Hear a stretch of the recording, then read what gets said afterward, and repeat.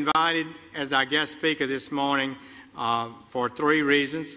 A gentleman, he loves Jesus, he has a compelling life story, and he is a distinguished man of science and healing. We hope that he can help us sort some things out.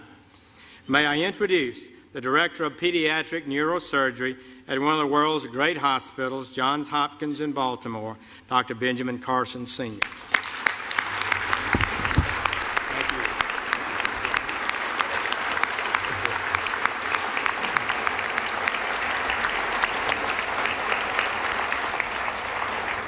Thank you so much, Mr. President, Mr. Vice President, Mrs. Obama, distinguished guests, which includes everybody.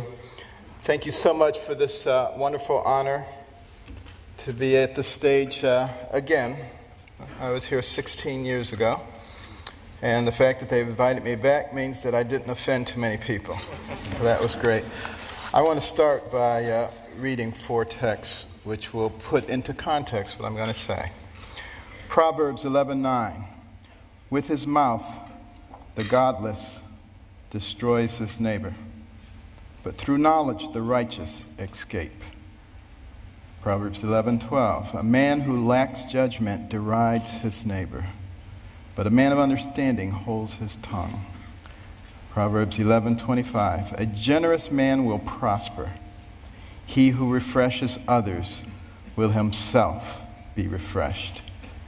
And 2 Chronicles 7:14, if my people who are called by my name will humble themselves and pray and seek my face and turn from their wicked ways, then will I hear from heaven and will forgive their sins and heal their land. You know, I have an opportunity to speak in a lot of venues. This is my fourth speech this week. And I have an opportunity to talk to a lot of people. And I've been asking people, what concerns you? What are you most concerned about in terms of the spirituality and the direction of our nation and our world? And I've talked to very prominent Democrats, very prominent Republicans. And I was surprised by the uniformity of their answers. And those have informed my comments this morning. Now, it's not my intention to offend anyone. I have discovered, however, in recent years that it's very difficult to speak to a large group of people these days and not offend someone. And people walk around with their feelings on their shoulders waiting for you to say something. Did you hear that? And they can't hear anything else you say. The PC police are out in force at all times. I remember once I was talking to a group about the difference between a human brain and a dog's brain. And a man got offended. He said, you can't talk about dogs like that. But, you know, people just focus in on that, completely miss the point of what you're saying. And we've reached a point where people are afraid to actually talk about what they want to say because somebody might be offended. People are afraid to say Merry Christmas at Christmas time. It doesn't matter whether the person you're talking to is Jewish or, you know, whether they're any religion. That's a salutation, a greeting of goodwill. We've got to get over this sensitivity, you know, and it keeps people from saying what they really believe. You know, I'm reminded of a very successful young businessman, and he loved to buy his mother these exotic gifts for Mother's Day, and he ran out of ideas, and then he ran across these birds. These birds were cool. You know, they cost $5,000 a piece. They could dance, they could sing, they could talk. He was so excited he bought two of them. Sent them to his mother, couldn't wait to call her up on Mother's Day. Mother, what'd you think of those birds? And she said, they was good. He said, no, Mother, you didn't eat those birds. Those birds cost $5,000 a piece. They could dance, they could sing, they should talk. And she said, well, they should have said something. And you know, that's where we end up too if we don't speak up for what we believe. And you know what we need to do.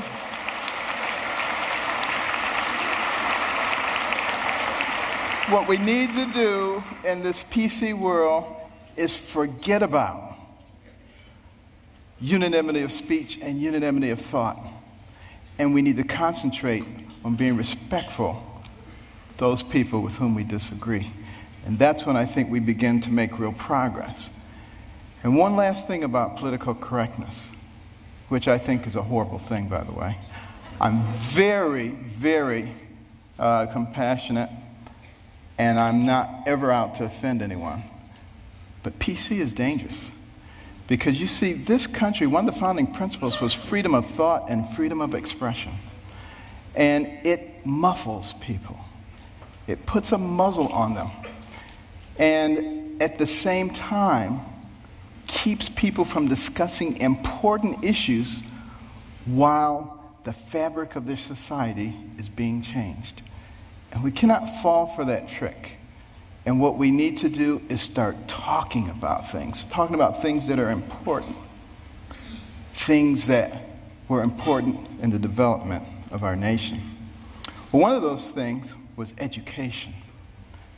I'm very passionate about education because it's made such a big difference in my life. But here we are at a time in the world, the information age, the age of technology. And yet, 30% of people who enter high school in this country do not graduate. 44% of people who start a 4-year college program do not finish it in 4 years. What is that about? Think back to a darker time in our history, 200 years ago when slavery was going on. It was illegal to educate a slave, particularly to teach him to read. Why do you think that was? Because when you educate a man, you liberate a man. And there I was as a youngster, placing myself in the same situation that a horrible institution did, because I wasn't taking advantage of the education. I was a horrible student. Most of my classmates thought I was the stupidest person in the world. They called me dummy. I was the butt of all the jokes. Now, admittedly, it was a bad environment. Single parent home. You know, my mother and father had gotten divorced early on. My mother got married when she was 13. She was one of 24 children. Had a horrible life. Discovered that her husband was a bigamist. Had another family. And she only had a 3rd grade education. She had to take care of us. Dire poverty. Had a horrible temper, poor self-esteem. All the things that you think would preclude success. But I had something very important. I had a mother who believed in me. And I had a mother who would never allow herself to be a victim, no matter what happened. Never made excuses, and she never accepted an excuse from us. And if we ever came up with an excuse, she always said, "Do you have a brain?" And if the answer was yes, then she said, then you could have thought your way out of it. It doesn't matter what John or Susan or Mary or anybody else did or said. And it was the most important thing she did for my brother and myself. Because if you don't accept excuses, pretty soon people stop giving them and they start looking for solutions. And that is a critical issue when it comes to success. Well, you know, we did live in dire poverty. And one of the things that I hated was poverty. You know, some people hate spiders, some people hate snakes. I hated poverty. I couldn't stand it. And, but, you know, my mother couldn't stand the fact that we were doing poorly in school. And she prayed and she asked God to give her wisdom. What could she do to get her young sons to understand the importance of developing their minds so that they can control their own lives? And you know what? God gave her the wisdom. At least in her opinion. My brother and I didn't think it was that wise. Because it was to turn off the TV. Let us watch only 2 or 3 TV programs during the week, and with all that spare time, read 2 books apiece from the Detroit Public Libraries and submit to her written book reports, which she couldn't read, but we didn't know that. And she put check marks and highlights and stuff. But, you know, I just hated this. And my friends were out having a good time. Her friends would criticize her. They would say, "You can't make boys stay in the house reading books. They'll grow up, they'll hate you." And I would overhear them, and I'd say, "Mother, you know they're right." But she didn't care, you know. But after a while, I actually began to enjoy reading those books. Because we were very poor, but between the covers of those books, I could go anywhere, I could be anybody, I could do anything. I began to read about people of great accomplishment. And as I read those stories, I began to see a connecting thread. I began to see that the person who has the most to do with you and what happens to you in life is you. You make decisions. You decide how much energy you want to put behind that decision. And I came to understand that I had control of my own destiny. And at that point, I didn't hate poverty anymore because I knew it was only temporary. I knew I could change that. It was incredibly liberating for me. It made all the difference. And continue on that theme of education. In 1831, Alexis de Tocqueville came to America to study this country. The Europeans were fascinated. How could a fledgling nation, barely 50 years old, already be competing with them on virtually every level? This was impossible. De Tocqueville was going to sort it out. And he looked at our government, and he was duly impressed by the 3 branches of government. 4 now, because now special interest groups. But it was only 3 back in those days. And, he said, wow, this is really something. And then he said, but let me look at their educational system. And he was blown away. See, that anybody finishing the 2nd grade was completely literate. He could find a mountain man on the outskirts of society. The man could read the newspaper, could have a political discussion, could tell him how the government worked. If you really want to be impressed, take a look at the chapter on education in my latest book, America the Beautiful, which I wrote with my wife. Came out last year. And in that education chapter, you will see questions extracted from a 6th grade exit exam from the 1800s. A test you had to pass to get your 6th grade certificate. I doubt most college graduates today could pass that test. We have dumbed things down to that level. And the reason that is so dangerous is because the people who founded this nation said that our system of government was designed for a well-informed and educated populace. And when they become less informed, they become vulnerable. Think about that. Our system of government, and that's why the education is so vitally important.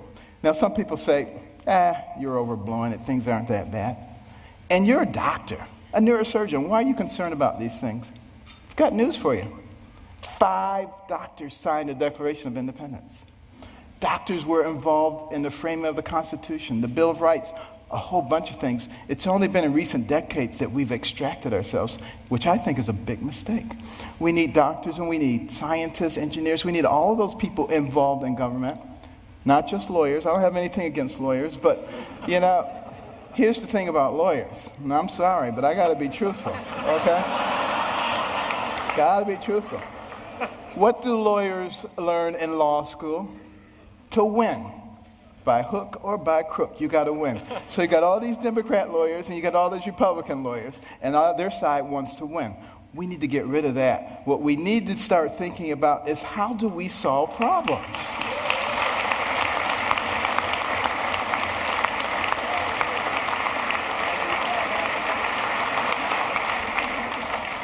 And now, before I get shot, let me finish here.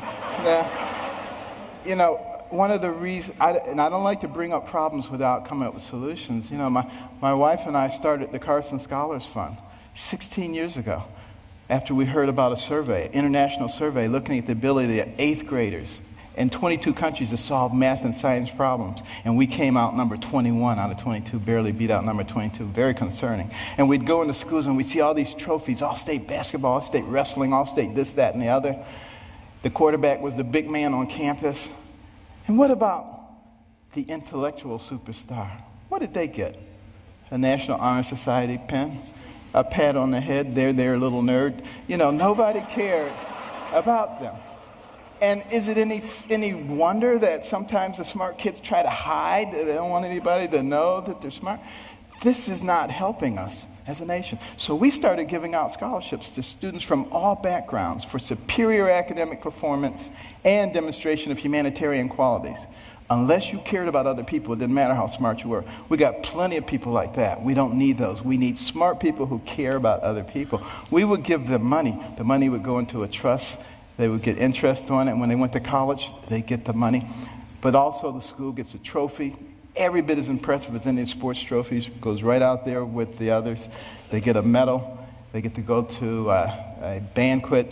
And we try to put them on the same kind of pedestal as we do the all-state athletes. Now, I have nothing against athletics or entertainment. Please believe me. You know, I'm from Baltimore. The Ravens won. This is great, okay? But what will maintain our position in the world? The ability to shoot a 25-foot jump shot or the ability to solve a quadratic equation? And we need to put the things into proper perspective. And, you know, many teachers, you know,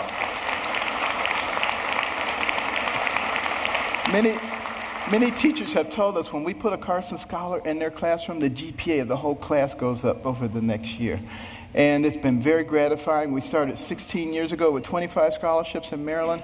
Now we've given out more than 5,000, and we're in all 50 states. But we also put in reading rooms. These are fascinating places that no little kid could possibly pass up.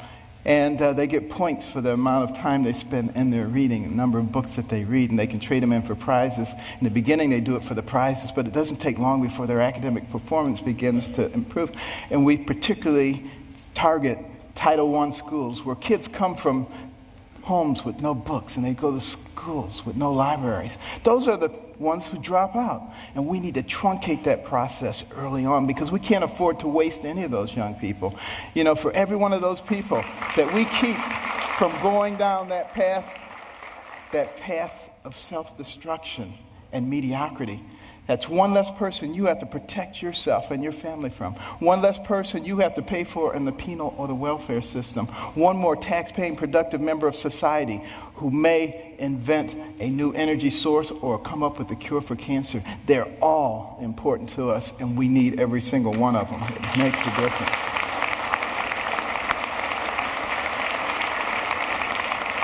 And when you go home tonight, please read about it. Carson Scholars Fund. CarsonScholars.org. But why is it so important that we educate our people? Because we don't want to go down the same pathway as many other pinnacle nations who have preceded us. I think particularly about ancient Rome. Very powerful. Nobody could even challenge them militarily. But what happened to them? They destroyed themselves from within. Moral decay. Fiscal irresponsibility. They destroyed themselves. And if you don't think that can happen to America, you get out your books and you start reading. But you know, we can fix it. Why can we fix it? Because we're smart. We have some of the most intellectually gifted people leading our nation. All we need to do is remember what our real responsibilities are so we can solve the problems. I think about these problems all the time. And, you know, my role model was Jesus. And he used parables to help people understand things. And one of our big problems right now, and like I said, I'm not politically correct, so I'm sorry. But, you know, our deficit is a big problem. Think about it. And our national debt, $16.5 trillion. You think that's not a lot of money? Tell you what, count one number per second, which you can't even do because once you get to 1,000, it'll take you longer than a second. But one number per second. You know how long it would take you to count the 16 trillion? 507,000 years. More than 500,000 years to get there. We have to deal with this. Here's the parable. A family falls on hard times. Dad loses his job or is demoted, gets part-time work. He has 5 children. He comes to the 5 children. He says, we're going to have to reduce your allowance. Well, they're not happy about it, but he said, except for John and Susan. They're special. They get to keep their allowance. In fact, we may give them more. How do you think that's going to go down? Not too well. Same thing happens. Enough said. What about our taxation system? So complex. There is no one who can possibly comply with every jot and tittle of our tax. If I wanted to get you or you, I could get you on a tax issue. That doesn't make any sense. What we need to do is come up with something that's simple. And when I pick up my Bible, you know what I see? I see the fairest individual in the universe, God, and he's given us a system. It's called tithe. Now, we don't necessarily have to do it 10%, but it's principle. He didn't say, if your crops fail, don't give me any tithe. He didn't say if you have a bumper crop, give me triple tithes. So there must be something inherently fair about proportionality. You make $10 billion, you put in $1 billion. You make $10, you put in 1. Of course, you got to get rid of the loopholes. But now some people say, well, that's not fair because it doesn't hurt the guy who made $10 billion as much as the guy who made 10. Where does it say you have to hurt the guy? He just put $1 billion in the pot. We don't need to hurt him. It's that kind of thinking. It's that kind of thinking that has resulted in 602 banks in the Cayman Islands. That money needs to be back here, building our infrastructure and creating jobs. And we're smart enough to figure out how to do that. We've already started down the path of solving one of the other big problems, healthcare. We need to have good healthcare for everybody. It's the most important thing that a person can have. Money means nothing, titles means nothing when you don't have your health. But we got to figure out efficient ways to do it. We spend a lot of money on healthcare, twice as much per capita as anybody else in the world, and yet not very efficient. What can we do? Here's my solution. When the person is born, give them a birth certificate, an electronic medical record, and a health savings account, to which money can be contributed pre-tax from the time you're born to the time you die. When you die, you can pass it on to your family members so that when you're 85 years old and you got 6 diseases, you're not trying to spend up everything. You're happy to pass it on, and there's nobody talking about death panels. That's number one. And also, for the people who are indigent, who don't have any money, we can make contributions to their HSA each month because we already have this huge pot of money. Instead of sending it to some bureaucracy, let's put it in their HSAs. Now they have some control over their own health care. And what do you think they're going to do? They're going to learn very quickly how to be responsible. When Mr. Jones gets that diabetic foot ulcer, he's not going to the emergency room and blowing a big chunk of it. He's going to go to the clinic. He learns that very quickly. Gets the same treatment. In the emergency room, they send him out. In the clinic, they say, now let's get your diabetes under control so you're not back here in 3 weeks with another problem. That's how we begin to solve these kinds of problems. It's much more complex than that, and I don't have time to go into it all. But we can do all of these things because we're smart people. And let me just begin to close here by another parable. Sea captain, and he's out on the sea near the area where the Titanic went down. And they look ahead, and there's a bright light right there.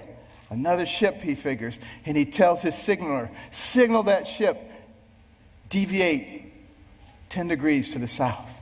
Back comes the message. No, you deviate 10 degrees to the north. Well, he's a little bit incensed, He says, send a message. This is Captain Johnson. Deviate 10 degrees to the north. Back comes the message. This is Ensign 4th Class Riley. Deviate 10 degrees to the south. Now he's really upset. He says, send him a message. This is a naval destroyer. Back comes the message. This is a lighthouse.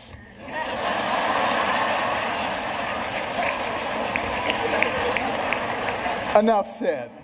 Now, what about the symbol of our nation? The eagle. The bald eagle. It's an interesting story how we chose that. But a lot of people think we call it the bald eagle because it looks like it has a bald head. That's not the reason.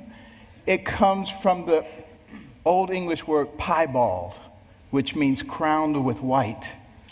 And we just shorten it to bald. Now use that the next time you see somebody who thinks they know everything. You get them on that one. But why is that eagle able to fly high? Forward, because it has 2 wings, a left wing and a right wing. Enough said. And I want to close with this story. 200 years ago, this nation was involved in a war, the War of 1812. The British, who are now our good friends, thought that we were young whippersnappers. It was time for us to become a colony again. They were winning that war, marching up the eastern seaboard, destroying city after city, destroyed Washington, D.C., burned down the White House. Next stop, Baltimore. As they came into the Chesapeake Bay, that armada of ships, warships, as far as the eye could see, it was looking grim. Fort McHenry standing right there.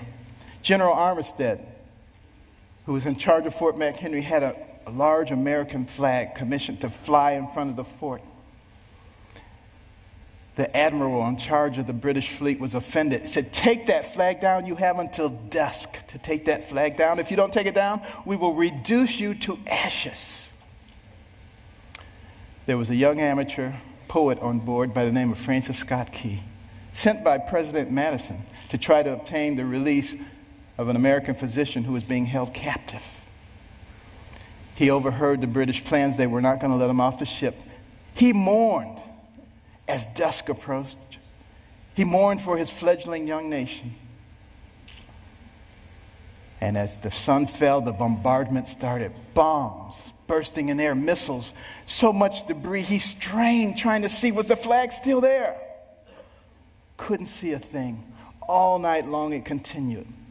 At the crack of dawn, he ran out to the banister. He looked, straining his eyes, but all he could see was dust and debris. And then there was a clearing, and he beheld the most beautiful sight he'd ever seen. The torn and tattered stars and stripes still waving. And many historians say that was the turning point in the War of 1812. We went on to win that war and to retain our freedom. And if you'd gone into the grounds of Fort McHenry that day, you would have seen at the base of that flag the bodies of soldiers who took turns propping up that flag. They would not let that flag go down because they believed in what that flag symbolized. And what did it symbolize? One nation under God, indivisible, with liberty and justice for all. Thank you. God bless.